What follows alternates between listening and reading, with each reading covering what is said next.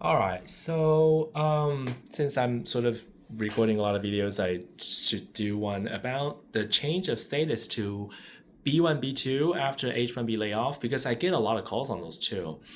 So apparently, there's this question about whether changing to B1, B2 would be a good idea, or should they just go out of the country and apply for B1, B2 visa and then come back in? Or if they already have B1, B2 visa, should they just go to Mexico or Canada and come back in on B1, B2 instead of doing the change of status?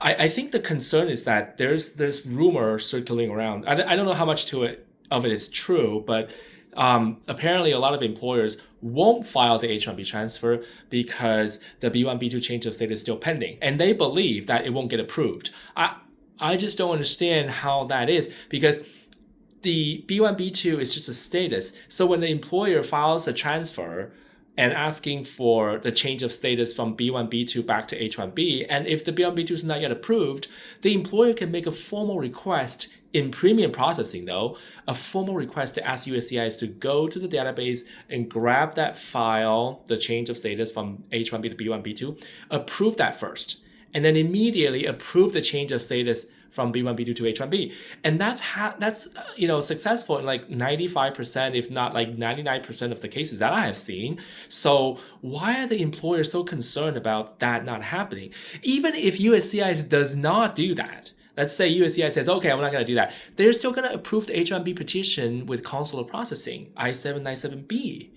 So you could take the I-797B and what? Go to Mexico or Canada and then do the automatic visa revalidation, go there, go shopping for a day or have a drink or whatever, and then come back in because automatic visa revalidation does not require you to have, an expired H-1B visa. You can even have an expired other visa as long as the change of status occurred within, occurred while you were in the United States and your I-94 has not yet expired.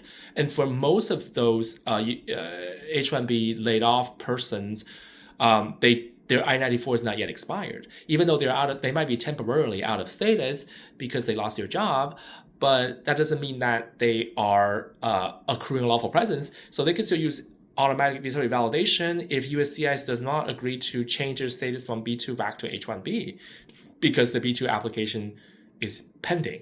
So I don't know. But a lot of my clients are saying, oh, I don't want to change status to B1 and B2 because it's going to be hard to find an employer. I mean, I don't think that's true. Right now the job market is pretty bad. So finding an employer is going to be difficult regardless of whether.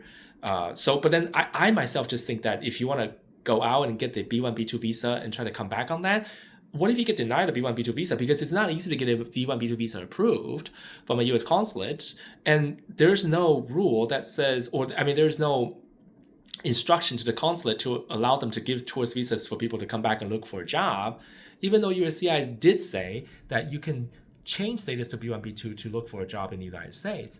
But people somehow don't want that. And for those who already have a B1, B2, if you're leaving the US and coming back in on a B1, B2, just so that you can have a solid B1, B2 status, what if you get denied entry at the port of entry? Because CBP can be unpredictable. What if they don't think that you're a tourist and don't let you in? You're going to be stuck outside the US, and wouldn't that be even more detrimental than not having, an H-1B transfer approved for change of status back from B1, B2 to H-1B? I just don't really understand the logic behind these moves. These are interesting moves, but I just don't think that they serve the purpose. I just don't think that they are good moves. They make sense, but theoretically they can work, but finding a change of status in the United States is much better because number one, while it's pending, you don't have to worry about it. You get 4 months to 6 months pending time to find a job. And with a new employer, all you have to tell them is that, they can request an approval of the existing pending change of status. And then USCIS will change status after approving the change of status to B1, B2. USCIS will change status to H1B pretty quickly in premium processing. So they should use premium processing, number one. Number two, even if that fails, all you have to do is go to Mexico or Canada and do the automatic visa validation to come back. That just takes 1 day. So the employer doesn't even have to wait for you that long. So I don't know. I mean, I don't know. I'm constantly amazed by the moves that people make to go around the globe to go back to the same point. Like the outcome is the same pretty much, but why take the longer journey? I don't know. But if you know, let me know.